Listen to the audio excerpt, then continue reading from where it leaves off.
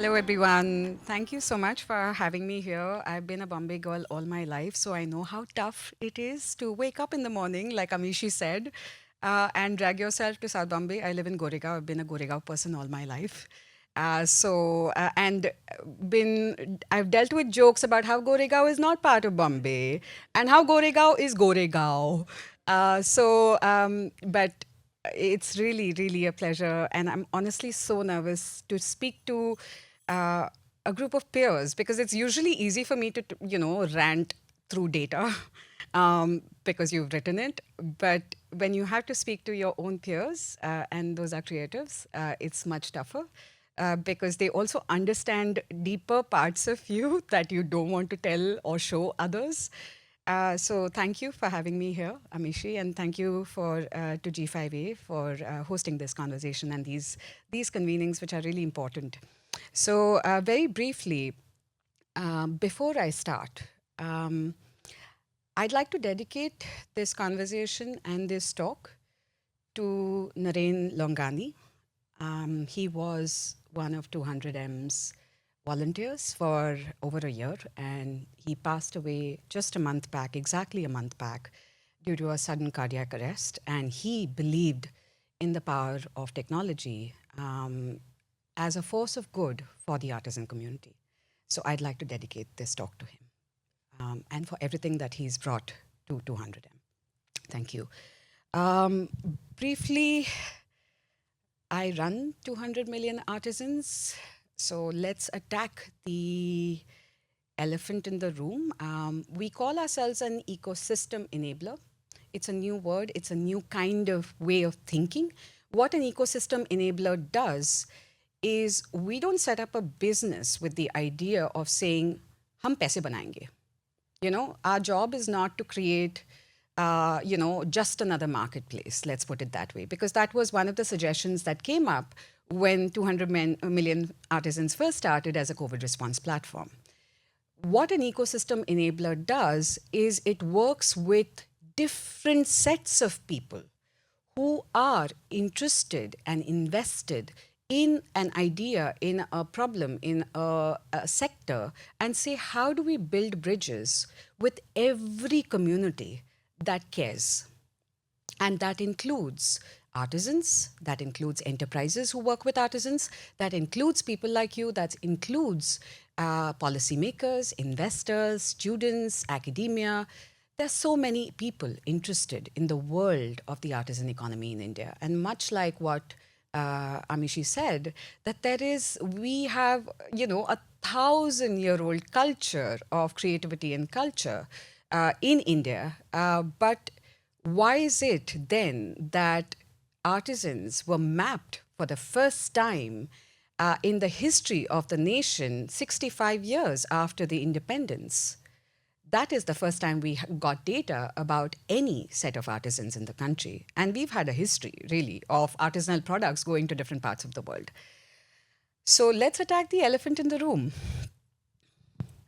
How many people have this question? You can have a show of hands. If you don't have this question, that's fine. There's at least one? Because I get asked too. I get asked this question, and the first time 200 million artisans came out as a website, there were so many people who reached out to me and said, "Arey, what is this data? ऐसे थोड़ी ना होता है. How do you know there are 200 million artisans? Who says there are 200 million artisans?" And that is why, let me tell you the backstory of 200 million artisans and why the number came. So officially, like I said, artisans in our country were mapped for the first time in the 2012 census. And that is after a lot of advocacy by many, many people, especially the Crafts Council of India and so on and so forth, who said that we need to map the artisans. And that number came to about 7.5 million artisans.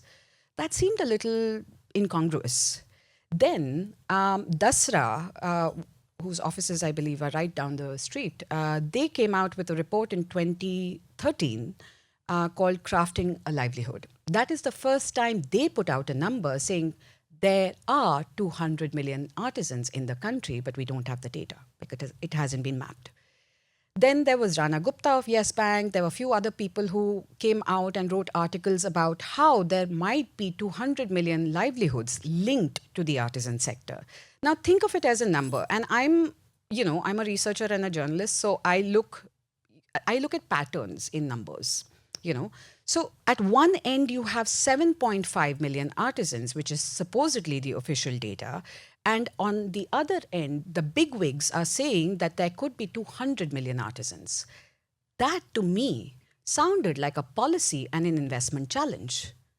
Doesn't make any sense because in 1.4 billion, in a population of 1.4 billion, if 200 million people are dependent on craft for livelihood, we have a problem in our hands, and that is a data problem, and it begins with a data problem because we have chosen, for whatever reason, not to map these people. Now, why do you think people haven't chosen to map these people? Because, and there are people in the room who could vouch for this. An artisan is also a farmer. They farm during the day and then they make beautiful things, sometimes in the evening, sometimes and often artisanal work and craft work originally was done for homes, for within families, but now we also see it and we wear it and we feel good about it. A large percentage of that community are women.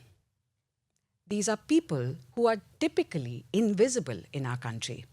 In a country where 20% our workforce, women's workforce participation is under 20%. In this sector, according to government data, of the artisans they mapped, 56.13% were women. This is the largest participation of women in any sector in this country. But we don't consider it a sector. Now, I ask you, why is it that we do not consider it a sector? Why was data? Who decides what data needs to be mapped? Do you think it's people like you and me? Let's take a step back. Who do you think sits at the policy level, at the investment level? And, finally, any action requires money, right? Somebody has to pay for it to happen. Who decides and who are the gatekeepers or who decide where money needs to be invested and towards what purpose? Chances are, it's not people like you and me sitting on the table saying this needs to happen because we creative people, correct me if I'm wrong, we have the largest imposter syndrome under the sun. Correct me if I'm wrong. I have one. So, which means we will not shout out loudly. We will say, let our work do the speaking. Correct me if I'm wrong, right? So then we are not sitting in Delhi. We are not sitting on the policy table. We are not sitting at the Dasra tables or the so-called investment tables where these big decisions are made. Who are the people making these big decisions? Chances are they are folks who have gone to an IIT, then done an MBA, then gone to the US, studied there, come back, learned the language, come back, and now they sit in different positions of power. That's why people like you and me are not sitting on the table. Because we don't think data is important. We don't think articulating the value of creativity, culture, even what we produce as creative people, if we can't articulate its value and its impact, then we will never have a seat on the table. And that is the first problem we attacked. We said, and when 200 million artisans started, so the name 200 million artisans came from the Dasra report. I was called out multiple times saying, aisa koi number nahi hai.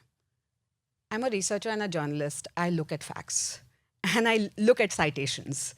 So I have a citation for the number 200 million artisans.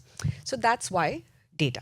We as creative people now need to start at least qualifying and quantifying some of what we do.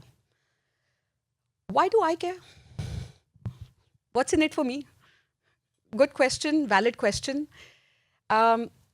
So I've listened to some of the CreativeMornings talks, and I'm one of those classic creative souls. I'm a South Indian. I grew up learning Carnatic classical music, as did my sister, who's in the room. I loved drawing, painting, all of it. My father my well-meaning father wanted me to become a doctor or an engineer, as every South Indian is expected to become, he was very upset that I wanted to pursue humanities in St. Xavier's College because I had good grades. I'm a nerd, so I get good grades. So he didn't speak to me for a year. Guess what was he came to my rescue? Back in the day, India Today used to run these, features saying top 10 colleges of India. For some reason, St. Xavier's College featured in the second place. And my dad was assuaged saying, okay, tu ja sakti hai, but don't do drugs. Okay? Anyways, but to assuage him, I took up math in St. Xavier's College. I almost failed in my 12th standard. And then to still sort of say, hey, I want to continue this, I chose economics, political science, and commerce. Don't ask me why I did that in Xavier's. Because I wanted to do anthropology, literature, psychology, or ancient Indian culture. But theek hai, never mind. The reason why I care is because around the same time, I found a good mentor. And he took us into the outdoors from the time we were 13. And my weekends and my summers were spent in the mountains and in the outdoors. And he was a big influence in the lives of many students. And he really believed that students and young people needed to be exposed to communities and to the rest of India. I'm an urban brat. So long story short, I am an urban brat. I went on to study, journalism. So I'm a trained journalist and broadcast journalist. I love the visual medium, photography, you name it. Everything is like a rainbow in my head. I don't like Excel sheets. I've studied art history. I have studied photography. I have studied pottery. I have studied arts management and a few other things, I think. I've forgotten now. But my first career was in the media. I was a broadcast journalist telling stories of young people and young creative people, which is filmmakers, artists, musicians. And for 3 years at CNN IBN, 5 days a week, every day I would go out, interview a creative, and tell their story for 3 years of my life, 5 days a week. And you can imagine the pattern that started emerging was every creative wanted to build a business, wanted to grow, wanted to thrive, but wasn't finding the validation. So that was first story. Around the same time, the social impact movement was starting in India, and they were talking about poverty alleviation, sanitation, XYZ. And I was like, what's my role in this? How can I, as a creative person, contribute to this conversation? Because clearly we are not even invited to the table. And that's when I first started looking at creative entrepreneurship. That wasn't even a word in India back then.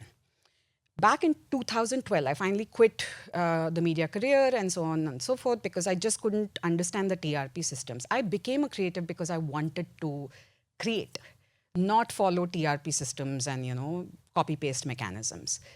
And that time I started looking, as always, a South Indian wants to study. So I started looking at universities abroad. And I remember speaking to a university who then turned around. In fact, it's one of the best pieces of advice I got. They said, instead of trying to understand arts and culture in the UK, why don't you first understand what is happening in India? And that was the best piece of advice somebody has given me. And that's how I ended up finding myself in Dakshin Chitra in Chennai. And you could say that was second coming because I grew up in Bombay, so I learned Marathi, I can speak English, I'm better at Hindi than most people. I don't know how to speak Tamil and Malayalam, which is what my mother tongue is. I thought the LBD was something I needed to, navigate. The little black dress, because that is what I grew up with. That was the pressure that I had when I was growing up. Sari was not cool, please. I remember going to Chennai, and the things that I learned was South Indian temple architecture, folklore, 10,000 Ramayanas by A.K. Ramanujam. And my brain exploded because I was like, oh my God, all this is India? I had no clue. And then I met my mentor, Geeta Ram, around the same time. And again, the brat in me was like, if we create market access for artisans, everything will be solved. Okay, she said, Priya, The problem is not with the demand. The problem is with the supply. There is enough demand for handmade, there isn't enough supply. She sent me to Orissa back in the day and said, find out why the artisans do not want to pursue, craft as a career. And their lives are so parallel to our lives as creatives. It's fascinating. So this journey of building 200 million artisans is, honestly, if I have to distill it, it is really to create value for creativity, for me as a creative to survive in this ecosystem. Because it's been very hard to articulate and to go out in the world and say, I matter. What I bring to the table matter. Yes, I think in, rainbows, but I do matter and my views matter. And if I don't have what it takes to go out and fight, how do we expect the artisan to go out there and fight? We have everything out here in the urban scenarios. There is very little infrastructure out there. And let me give you a sense of what I met. I see artisans as peers, and I'll tell you why. Sushant, this is a quote from Sushant, young, very, very creative, amazing artist. One of the finest I have met. And once you start studying Patachitra closely, it's not all the same. You can actually make a difference between a good artist and a bad artist. That is Maga Nayak. And that one is Sharad Kumar Swine. And I'll tell you why these conversations with all three change the way I look at my life and how I look at my own creative journey. So, how many of you have heard of Dashavatar? The Dashavatar, 10 avatars of Vishnu. It's a mythological sort of, it's also quite actively put in artworks and so on and so forth. Mr. Maga Nayak could not speak Hindi, could not speak English. His son was translating. He spoke in Odia. And I sat there fascinated because he explained the Darwinian theory of evolution through the 10 avatars of Vishnu. And I'm sitting there thinking, oh my God, I wish somebody had explained that to me when I was growing up with science and subjects that I didn't understand. He is a better teacher than an artisan, and he wanted to teach. Same with Mr. Sharad Kumar Swine. He was an average artist at best, but oh, what a storyteller. Oh, what a storyteller. I would be fascinated just sitting there listening to him. And it was almost like, the artisans have taught me so much more about life, about philosophy, about how to look at the world than most people that I've met in urban areas. So I do not consider any artisan, we don't save artisans. We are not in the business of saving artisans. They are our peers, and we are creating an ecosystem for every creative peer of ours. That is what 200 million artisans stands for today. And which means all of us need the ecosystems where the value of creativity has a place and has a role. And after Orissa, of course, I thought I'll continue working in Chennai because I love Chennai. But I came back to Bombay and my mother reminded me for a very, very long time saying, do you know what your last salary slip looked like in the media? Is this what you plan to do for the rest of your life? And when I was working in Bombay, I met so many creative entrepreneurs. Everybody wanted to grow their business. Everybody was doing something amazing that included artisan entrepreneurs, artists, and so on and so forth. And nobody knew whom to turn to help, where to find money, where to find mentorship, where to find the right kind of community that will help them grow. And after a point, I was like, what is this? Maybe the US will have answers. Of course, the South Indian in me thinks US will have answers for everything. So I ended up applying to the Fulbright and got accepted and went to study arts management again at Boston University. And again, there the world opened up in different ways. But what I did realize is they were struggling with the same problem. Creativity and culture, they were a little ahead of us because they had started quantifying and articulating the value, but they were still struggling and in the same boat as us. They're just better at marketing. But I was learning about community and arts and culture at Boston University, and then I did my internship at MIT Solve, which is like a social impact incubator. And at MIT Solve, we were talking about pioneer gap, SDGs, climate change, and, all sorts of jargon that I was like, but they don't teach us any of this here in the school. And I went to one of the better schools. Why are we artists not talking about, these big numbers? Because that is what clearly seems to matter. Because, 2030 is a number, climate change is a real thing. Money is now getting directed into different places. So, came back, and I thought I will continue doing my PhD because I'm a nerd in the creativity, creative economy, and so on and so forth. But COVID hit, and when I was sitting in Boston, some of the enterprises that I had worked with, some of the artisans that I had worked with started reaching out to me saying, "We don't have money, Priya. Can you help us?" And then there's a massive diaspora of Indians who wear saris on a regular basis in Boston. We have sari meetings. And they started also getting the similar requests. And what ended up happening, they reached out to me saying, "Priya, do you know who's verified and who's not? Do you know whom we should be giving money to? Because everybody's asking for money." And that's how 200 million artisans started. It was honestly just a platform to showcase fundraisers of legit organizations who are doing good work with artisan communities. And because I'd learned all this jargon around creative economy and, SDGs and all of that, the website, I designed the website because I had time on my hand. The first website was actually just talking numbers, data, impact, so on and so forth.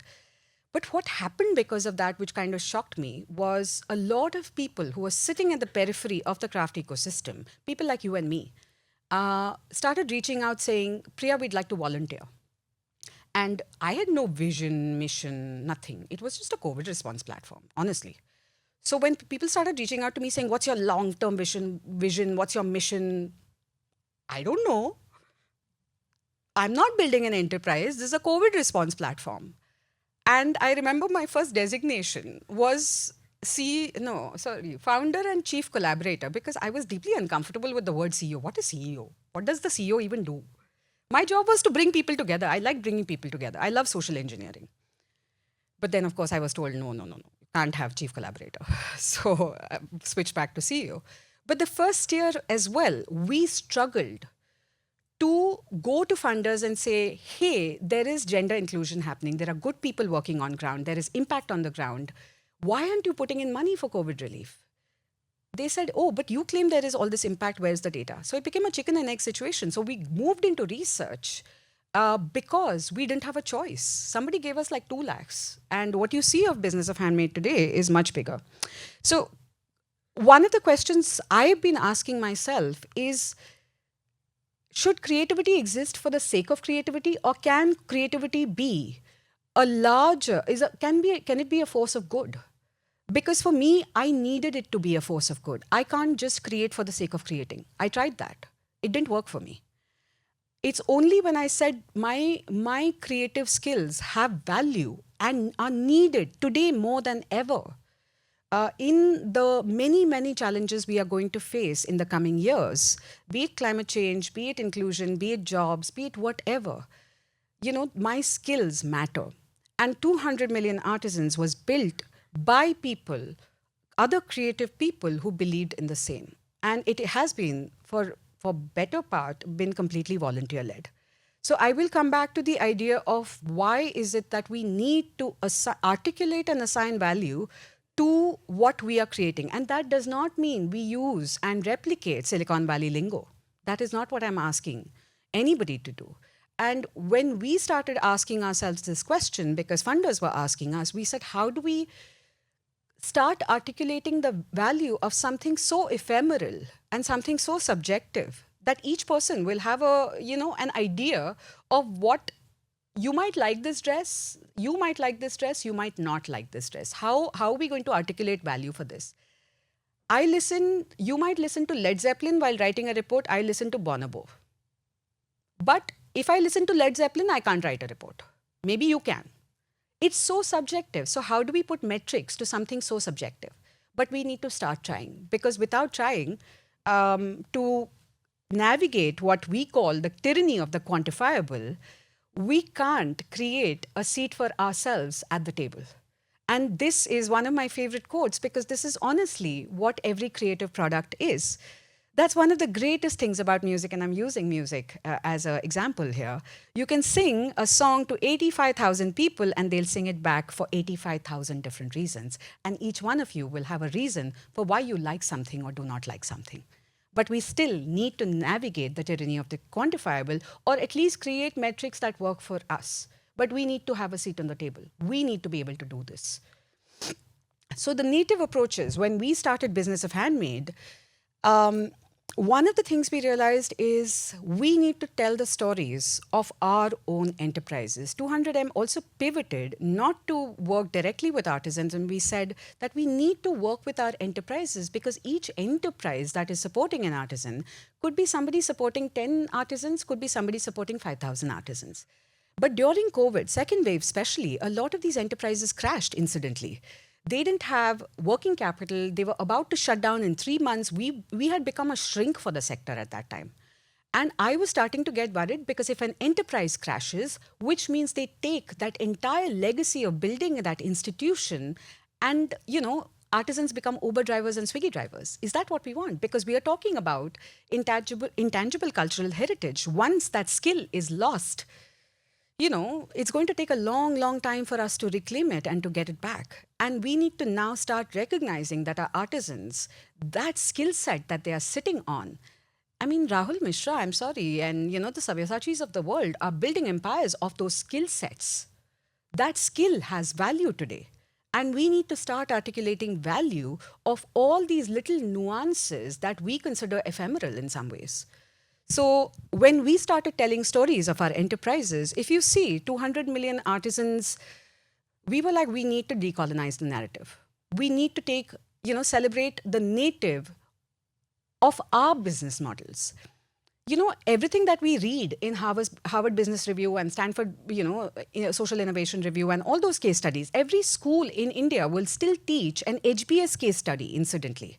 There is no Indian case study of business models in India. But if you go to the first Business of Handmade, it actually shows the amazing, very thought through business models of enterprises who have navigated the informal nature of the artisan economy, because it is informal. It's women working. You can't bring women from their villages and communities from the villages to a factory setup. That is not the answer. And we've already found solutions for this. Why are we not celebrating our own enterprises and their business models? And that is exactly what we did with the first Business of Handmade. 200M, I remember the first brand of 200M was black. Like the entire website was black. Not first, the second. And I remember talking to our designers and our communication designers saying, but craft is so colorful. Why would we want to make it black? It's like this explosion of maximalism, and we are obsessed with minimalism as a country right now. I don't understand why. We as a country, now everybody wants to speak English. I'm also speaking English, but everybody wants to speak English. They don't want to teach their children local, our mother tongues. We are a country of 10,000 mother tongues, but we still choose to speak in a few languages. I wish I could have gone back to learning Tamil. I'm just not good at languages, but I really felt I missed out because I couldn't understand the poetry of the Andals in the Tamil literature. But we are not working towards that. We are dissing everything that we have. And that is, I'm also not trying to make a religious argument here. I'm making a diversity argument here. I'm saying that we have so much in our country and we need to celebrate the maximalism. And it needs to now come through in everything that we put out. The copy paste from the West can only work, but we have to build and create our own identities. The second Business of Handmade, and incidentally, our newsletter is called Kural. Kural basically means voice in the Tamil language. And when the first Kural went out, and it goes out to many people across the world, I remember an investor reaching out to me saying, I am so glad that we are reclaiming our language. Because when you go out to travel, trust me, I was there, I felt lost. I was just, I'm not just somebody who speaks only in English. I think in Hindi, I think in Tamil. There's so much. We are in your face as a country. And I missed that when I was outside. So I feel that there is a balance that we can, create to situate ourselves in the global local context, but we need to also see what is in our backyard. With the second business of Handmade, this is the first time we put out research for our people saying, the enterprise is not one homogeneous whole. Every person, now Shark Tank is a thing. Everybody is talking about diluting equity. Enterprises come to me saying, Priya, dilute karte hai equity. I said, क्यों? शादी है? नहीं ना? Why would you dilute equity without understanding what is the role of equity in building your business? There are so many now approaches that an enterprise today has to access capital. Why are we not looking at those approaches? Why are we only looking at what Shark Tank tells us or what somebody else tells us or what the mainstream argument is? And that is what we are trying to do by creating discourse that is indigenous to India, that reflects our realities as people. And that is something that I, in fact, tell my team as well. I said, if anybody wants to be part of 200M, the first thing they are asked is first, read the research reports that we have written. Two, you have to be a writer. I don't care whether you write well or don't write well, but you need to be able to put your thoughts on paper because you need to have an opinion and a stand and a critical point of view. Everybody, what the world says can't be a yes. You have to have your own opinion. And three, you have to be able to articulate your opinion logically, rationally. This love and fresh air argument nahi chalta. Doesn't work in 200M. You have to then back it up with data, back it up with citations. We are very geeky about that.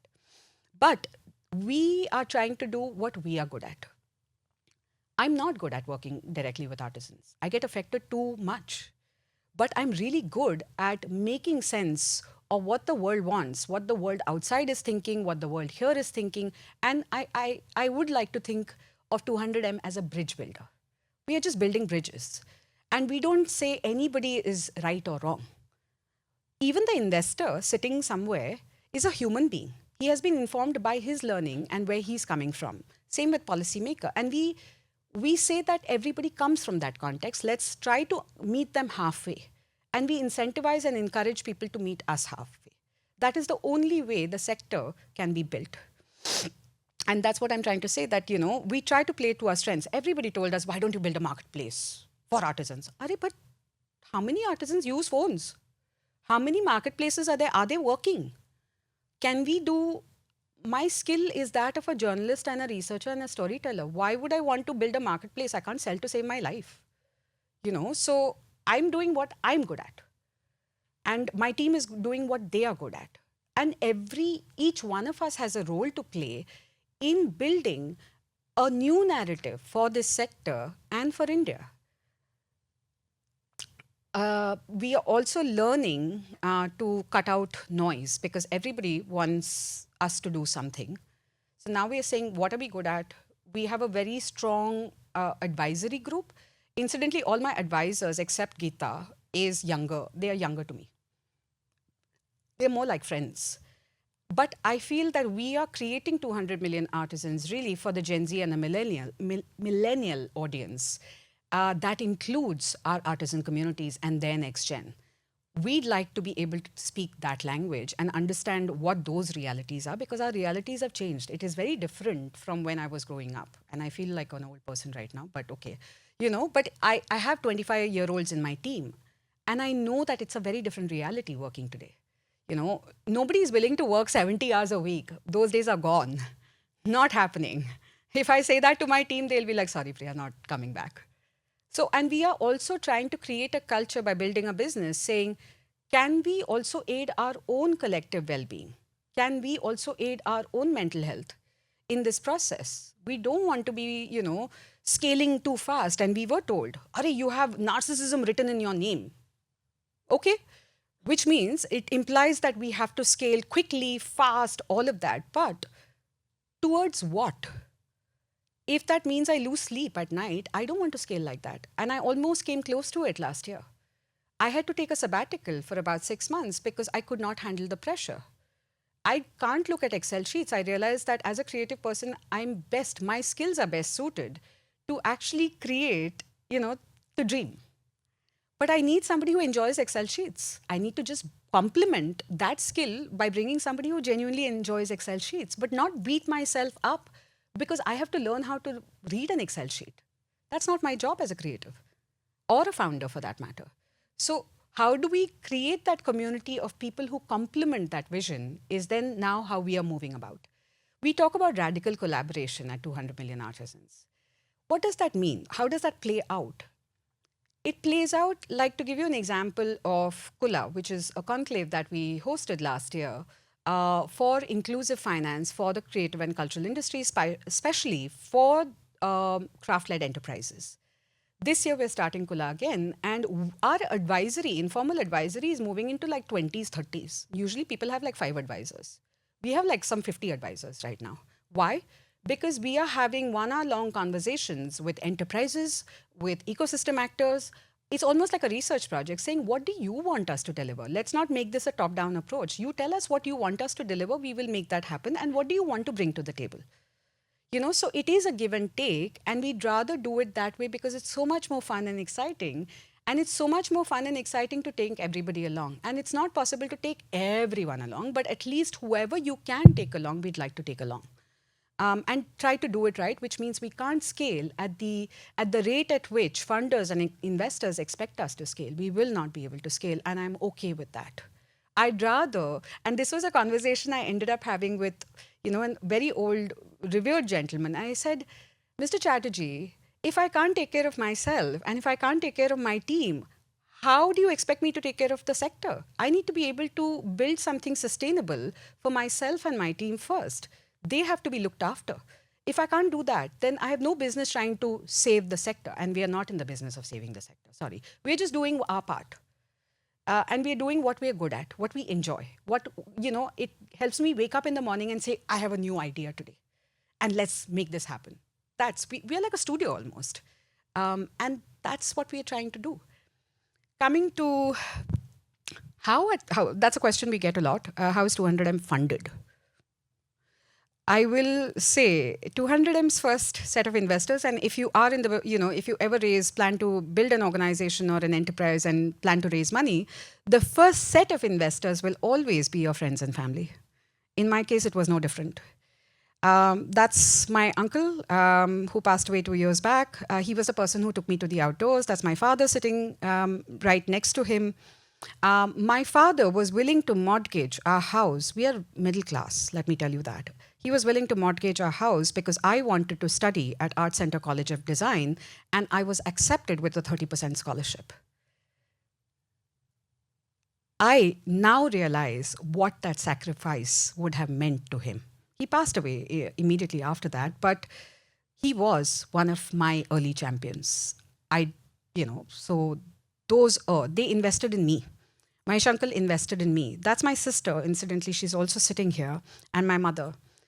After my dad passed away, my sister and my mother invested in me. When I was unhappy in my media career, and I was really unhappy in my media career, I would come home crying. And my mother, I remember, she's a banker. She just retired from State Bank of India. She told me, Priya, I am still strong enough to take care of both of you. You don't need to come home crying. And that gave me the confidence to quit media altogether and pursue that, the arts management program at Dakshin Chitra. It was because, in more ways than one, because of my mother. My sister, when I decided to go to Boston University, I had a massive shortfall. I was planning to take a loan, and my sister said, no, you're not going to take a loan. I'll take care of it. I still haven't paid her back, by the way.